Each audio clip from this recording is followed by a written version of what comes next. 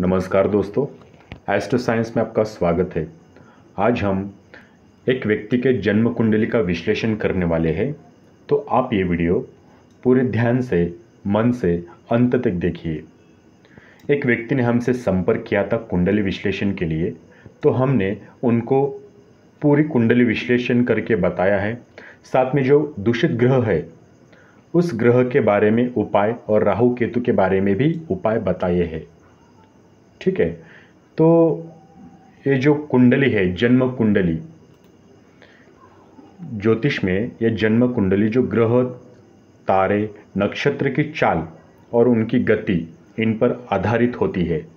तो ज्योतिष में 9 ग्रह होते हैं, 12 राशियाँ, 27 नक्षत्र होते हैं और 12 भाव। इन पर आपकी कुंडली पूरी टिकी हुई है और इनका अध्ययन करके ही आपको सटीक भविष्यफल बताया जाता है। जैसे कि आपके स्वास्थ्य के बारे में, आपके धन के बारे में, आपका वैवाहिक जीवन कैसा रहेगा, आपके भाई बहन, आपकी माता के साथ सुखी संबंध रहेंगे या नहीं रहेंगे, आपका घर, आपका वाहन, आपकी संतान, आपके रोग, मतलब आपके जीवन में आपको कौन कौन से रोग होने वाले हैं, ये भी आपकी कुंडली से पता चलता है। और व्यापार में नुकसान होगा या नहीं होगा, भाग्य कब तक साथ देगा या फिर आपका भाग्योदय कब होगा, इसका भी पता आपके जन्म कुंडली से ही पता चलता है। यदि आप अपनी कुंडली परामर्श चाहते हैं तो जो स्क्रीन पर आपको व्हाट्सएप नंबर दिखाई दे रहा है, उस नंबर पे आप अपना जन्म स्थान, जन्म समय और जन्म तारीख भेज दीजिए। हमारा रिप्लाई आएगा आपको। ठीक है, हम आपको संपर्क करेंगे। तो अब मैं एक कुंडली विश्लेषण करने जा रहा हूँ, तो आप ये वीडियो अंत तक देखिए। ये जो कुंडली है मिथुन लग्न की कुंडली है, जो कि लग्नेश बनते हैं बुध। जीवन साथी भाव में बुध की सम राशि यानी धनु में स्थित है। तो ये जो जन्म कुंडली है इसकी चंद्र राशि मीन है, सूर्य राशि वृश्चिक है, चतुर्थ भाव में मंगल है। ठीक है, तो इनके जीवन में मंगल योग का प्रभाव अधिक रहेगा। तो बुध के लिए सूर्य शुक्र ये मित्र है, चंद्र शत्रु है और मंगल बृहस्पति शनि सम है। इस कुंडली में जो स्वामी बृहस्पति है ये बाधा कारक होते हैं, बाधा उत्पन्न करेंगे, समस्या बढ़ाएंगे। जब जब इनकी महादशा दशा आ जाएंगी तब रुकावटें पैदा करेंगे बृहस्पति। तो प्रथम भाव देखते हैं, मिथुन राशि है, स्वामी बनते हैं बुध। कुंडली का प्रथम भाव तनु भाव, जिसे हम लग्न कहते हैं, आपका शारीरिक रचना, शारीरिक जीवन, व्यक्तित्व, चरित्र, स्वभाव, आपकी बुद्धि, आपका स्वास्थ्य कैसा रहेगा, इन सब का विचार प्रथम भाव से ही किया जाता है। ठीक है, तो प्रथम भाव का कारक सूर्य है, तो बुध इस भाव का स्वामी है। बुध पहले भाव से 7वें यानी जीवन साथी भाव में शनि के साथ स्थित है। शनि के साथ स्थित है तो आपका जो स्वास्थ्य जीवन है वो कमज़ोर रहेगा, स्वास्थ्य को लेकर समस्याएं आएंगे। लेकिन शनि की मित्र दृष्टि लग्न भाव पर पड़ रही है, इसलिए आपके जो मानसिक एवं पारिवारिक सुख शांति है वो आपको प्राप्त होगी। स्वास्थ्य जीवन कमज़ोर रहेगा, ये शनि की वजह से नहीं, क्योंकि शत्रु की दृष्टि पड़ रही है इस भाव के ऊपर, इसलिए इनका स्वास्थ्य जीवन कमज़ोर रहेगा। दूसरा भाव धनु भाव, कुटुंब भाव, यहाँ पे कर्क राशि है, स्वामी बनते हैं चंद्र। तो दूसरे भाव का कारक गुरु है। दूसरे भाव से, द्वितीय स्थान से आपकी संपत्ति, परिवार, वाणी, आपकी दाईं आंख, नाखून, नासिका, दांत, जीवन साथियों के बीच का हिस्सा, इन सब का विचार द्वितीय स्थान से किया जाता है। ठीक है, यानी पैतृक संपत्ति, इसका भी विचार द्वितीय स्थान से करते हैं। पैतृक मतलब कुटुंब व पैतृक संपदा, इन सब का विचार, आर्थिक स्थिति द्वितीय स्थान से ही करते हैं। तो चंद्र दूसरे भाव से 90वें भाव में कर्म भाव में सम राशि में स्थित है। सम राशि में स्थित है इसलिए आर्थिक स्थिति में सुधार होंगे, लेकिन खर्च भी उतने ही बढ़ेंगे। आगे देखते हैं तीसरा भाव सिंह राशि है, स्वामी बनते हैं सूर्य। इसे सहोदर भाव, पराक्रम का भाव, सहज भाव कहा जाता है। छोटे भाई बहन, सहोदर भाई बहन, संबंधी, रिश्तेदार, पड़ोसी, साहस, निश्चितता, आपका सीना, आपका दाया कान, आपके हाथ और लघु यात्राएं, नाड़ी तंत्र, इन सब का विचार तृतीय भाव से किया जाता है। तो तृतीय भाव में सूर्य है। सूर्य तीसरे भाव से चौथे यानी रोग ऋण शत्रु भाव में शुक्र के साथ स्थित है। छठे भाव में है, इसलिए यहाँ पे कुछ ना कुछ कमी रहेगी, या इसका मतलब यह है कि पड़ोसियों के साथ आपके झगड़े हो सकते हैं या फिर रिश्तेदारों से संबंध बिगड़ सकते हैं। भाई बहनों के करियर में वृद्धि होगी। ठीक है, आगे देखते हैं चतुर्थ भाव जो कि कन्या राशि है, स्वामी बनते हैं बुध। इसे सुख भाव कहा जाता है। आपके माता का, मातृ का भाव कहा जाता है। तो आपका वाहन, आपके माता के साथ संबंध कैसे रहेंगे, आपकी भूमि, जमीन जायदाद, वैवाहिक जीवन में ससुराल पक्ष और परिवार का हस्तक्षेप, आभूषण, कपड़े, इन सब का विचार इसी स्थान से करते हैं। ठीक है, तो बुध चौथे भाव से चौथे यानी जीवन साथी भाव में स्थित है, सम राशि में स्थित है, शनि के साथ स्थित है, तो घर में सुख शांति का वातावरण बना रहेगा। वाहन या कोई नया फ्लैट खरीद सकते हैं, या फिर आपकी कोई बंजर जमीन है वहां पे आप घर का नया निर्माण करवा सकते हैं। कहने का तात्पर्य यह है कि चतुर्थ भाव बहुत अच्छा है आपका। ठीक है, आगे देखते हैं पांचवा भाव। उससे पहले मैं और एक बात बताना भूल गया, कभी कभी समस्याएं आएंगी, चतुर्थ भाव को लेकर समस्याएं आएंगी कभी कभी। कब आएंगी? जब मंगल की दशा महादशा आ जाएंगी, उस टाइम पे समस्याएं आ सकती है। पंचम भाव देखते हैं, इसे संतान का भाव कहा जाता है। इस भाव का कारक गुरु है। इस भाव से आपकी संतान, आपकी प्राथमिक शिक्षा, आपकी बुद्धि, अभिरुचि, जुआ, सट्टा, मैत्री, इन सब का विचार इसी भाव से किया जाता है। आपके गुप्त प्रेम संबंध, जीवन स्तर, प्रतिष्ठा, इसका भी विचार इसी भाव से करते हैं। तो शुक्र पंचम भाव से दूसरे यानी रोग ऋण भाव में स्थित है, सूर्य के साथ स्थित है, लेकिन वो है कहाँ पे? छठे भाव में। तो यहाँ पे कुछ ना कुछ कमी रहेगी। संतान के साथ वैचारिक मतभेद होने की संभावना है, या फिर आपकी जो प्राथमिक शिक्षा है वहाँ पे कुछ समस्याएं आती रहेंगी जीवन में। आगे देखते हैं छठा भाव वृश्चिक राशि है, स्वामी बनते हैं मंगल। इसे शत्रु का भाव कहा जाता है। इस भाव का कारक मंगल है। तो छठे भाव से क्या देखा जाता है?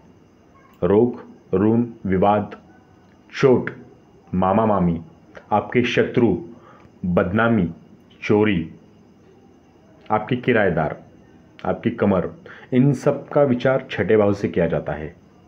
ठीक है, तो मंगल छठे भाव से 11वें भाव में सुख भाव में शत्रु राशि में स्थित है। तो मैंने इनको एक सलाह दी थी, आप जहाँ भी जॉब करते हैं या अड़ोस पड़ोस के साथ आप झगड़ा मत कीजिए, वाद विवाद मत कीजिए। अगर वाद विवाद करते हो तो आपका ये मामला जो है वो कोर्ट कचहरी तक जा सकता है। ठीक है, इसलिए आप किसी के मतलब किसी भी तरह किसी के भी वाद विवाद में इसके झमेले में न पड़े। आप अपना काम बनता, बस इधर उधर आप ध्यान मत दीजिए, यही आपके लिए अच्छा है। सप्तम भाव देखते हैं, भाव है धनु राशि का, स्वामी बनते हैं बृहस्पति। इस भाव से सप्तम भाव यानी कलत्र भाव, पति पत्नी का व्यक्तित्व, जीवन साथी के साथ रिश्ता, इच्छाएं, काम शक्ति, साझेदारी, जनता के साथ रिश्ते, यौन रोग, मूत्र रोग, इन सब का विचार सप्तम भाव से किया जाता है। विदेशों में प्रभाव और प्रतिष्ठा, इसका भी विचार सप्तम भाव से। यात्रा, इसका भी विचार सप्तम भाव से। जीवन के लिए खतरा, इसका भी विचार सप्तम भाव से ही किया जाता है। तो सप्तम भाव में बृहस्पति 7वें भाव से 11वें भाव यानी शत्रु भाव में स्थित है, संतान के भाव में। तो जो आपका जो लव लाइफ है, वैवाहिक जीवन है, प्रेम और दाम्पत्य जीवन में दोनों में लड़ाई झगड़े होने की संभावना अधिक है। लेकिन जब जब दशा अंतर्दशा आ जाएगी मंगल की, क्योंकि मंगल की दृष्टि पड़ रही है यहाँ पे, तो आपके जो संबंध है वो मधुर बनेंगे। मंगल की दशा अंतर्दशा के वक्त आप साझेदारी में कोई नया काम प्रारंभ करें और आप अपने पत्नी को साझेदारी बनाएं तो अच्छा रहेगा, इसमें आप ही को लाभ मिलेगा। आगे देखते हैं 8वां भाव मकर राशि, स्वामी बनते हैं शनि। तो अष्टम भाव से आपकी आयु, मृत्यु का प्रकार यानी मृत्यु कब और कैसे होगी, जननांग, संकट, बाधाएं, दुर्घटना, मुफ्त की संपत्ति, विरासत, बपोती, पैतृक संपत्ति, वसीयत, पेंशन, चोरी डकैती, आपकी चिंता, युद्ध, शत्रु, विरासत में मिला धन, मानसिक विवेदना और विवाहत्तर जीवन, इन सब का विचार अष्टम भाव से किया जाता है। एक कलंक का भाव है, अपमान का भाव है, विपद आएगी, इसी का भी विचार इसी भाव से करते हैं। तो शनि 8वें भाव से 12वें यानी जीवन साथी भाव में सम राशि में स्थित है। बैठे कहाँ पे, जीवन साथी में सम राशि में स्थित है, तो कुछ ना कुछ परेशानी बनी रहेगी आपके जीवन में। परेशानी क्या बनी रहेगी मैंने उनको बताया है, परेशानी बनी रहेगी, बस इतना ही मैं यहाँ पे बता सकता हूँ। 9वां भाव कुंभ राशि का है, स्वामी बनते हैं शनि। इसे धर्म का भाव कहा जाता है। इस भाव का कारक गुरु है, स्वामी शनि है, ठीक है, क्योंकि यहाँ पे कुंभ राशि है। तो 9वें भाव से आपका भाग्य, आपका धर्म, चरित्र, दादा दादी, लंबी यात्राएं, उच्च शिक्षा, इन सब का विचार इसी भाव से किया जाता है। साथ ही पत्नी का छोटा भाई और भाई की पत्नी, दर्शन, तीर्थ यात्रा, आत्माओं से संपर्क, इसका भी विचार 9वें भाव से ही करते हैं। तो 9वें भाव में शनि 9वें भाव से 11वें जीवन साथी भाव में सम राशि में बुध के साथ स्थित है। तो घर में कोई धार्मिक, जी हाँ, धार्मिक कार्य हो सकता है। आगे देखते हैं 10वां भाव मीन राशि का है, स्वामी बनते हैं बृहस्पति। इसे कर्म का भाव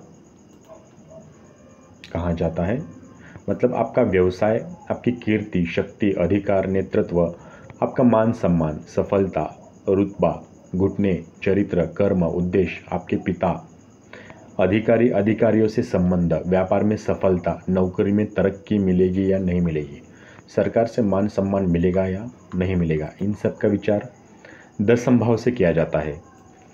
तो यहाँ पे बृहस्पति 10वें भाव से 8वें यानी शत्रु भाव में संतान भाव में स्थित है। तो यहाँ पे क्या समस्या आएंगी, तो आपके पिता के साथ नहीं जमेगी, झगड़े होते रहेंगे, लेकिन आप जिस योजना को बनाओगे उसमें सफल जरूर होंगे, ठीक है। आगे देखते हैं 11वां भाव मेष राशि, स्वामी बनते हैं मंगल। तो एकादश भाव लाभ भाव 11वां भाव, इस भाव से आपका लाभ, आपकी आय, उन्नति, विकास, समृद्धि, आपका बड़ा भाई, बाया कान, रोग मुक्ति, कार्यों में सफलता मिलेगी या नहीं मिलेगी, इन सब का विचार लाभ भाव यानी एकादश भाव से किया जाता है। यहाँ पे मंगल है 11वें भाव से 6ठे भाव, 11वें भाव से 6वें में है, यानी शुभ भाव में शत्रु राशि में स्थित है, इसलिए लाभ में कमी आ जाएगी।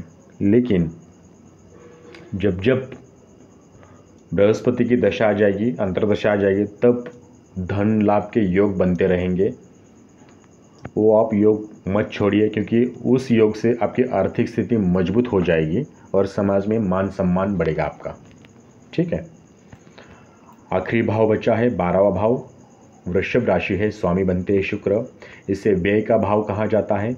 इस भाव का कारक शनि है। इस भाव से हानि, दंड,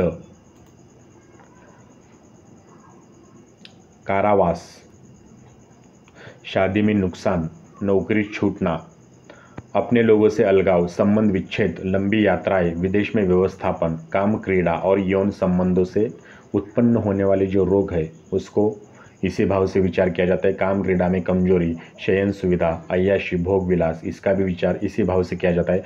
पत्नी की हानि, शादी में नुकसान, इसका भी विचार इसी भाव से किया जाता है। तो यहाँ पे शुक्र 12वें भाव से 7वें यानी रोग ऋण शत्रु भाव में सम राशि में सूर्य के साथ स्थित है। तो छठे भाव में होने के कारण यहाँ पे कुछ ना कुछ कमी रहेगी। मतलब मेरे कहने का मतलब ये है कि आप गाड़ी चलाते समय, ठीक है, घटना हो सकती है या फिर दुर्घटना भी हो सकती है, क्योंकि पूरा योग बना है यहाँ पे। तो सूर्य की उपासना करने के लिए मैंने इनको कहा है, ये घटना दुर्घटना का योग हट जाएगा। आय के साथ साथ खर्च भी बढ़ेंगे आपके। तो ये था इस कुंडली के बारे में पूरा विश्लेषण। तो मुझे उम्मीद है आपको पूरा समझ में आ गया होगा। जो लोग ये वीडियो देख रहे हैं उनको अच्छी तरह से समझ में नहीं आया तो आप फिर से एक बार दोबारा वीडियो देखिए। हो सके तो शेयर कीजिए, इस वीडियो को शेयर कीजिए। यदि आप अपनी कुंडली परामर्श चाहते हैं तो जो स्क्रीन पर व्हाट्सएप नंबर दिखाई दे रहा है उस नंबर पे आप अपने डिटेल्स भेज दीजिए। वीडियो देखने के लिए धन्यवाद। आपका दिन